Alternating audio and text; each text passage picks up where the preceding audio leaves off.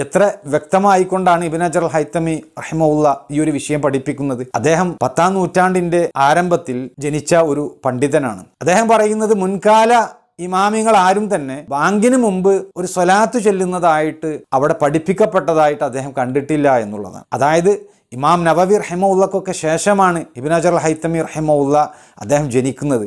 അതിനു മുമ്പുള്ള ഇമാമിങ്ങൾ അവർക്കൊന്നും പരിചയമില്ലാത്ത ഒന്നാണ് ബാങ്കിനും ഇക്കാമത്തിനും മുമ്പ് അല്ലാഹുമ്മ സല്ലി അലാ സയ്യിദിന മുഹമ്മദ് എന്ന് പറയുന്ന ആ ഒരു പദം ഉരുവിടുന്നത്, പ്രവാചകൻ്റെ പേരിൽ അവിടെ ഒരു സ്വലാത്ത് ചൊല്ലുന്നത്.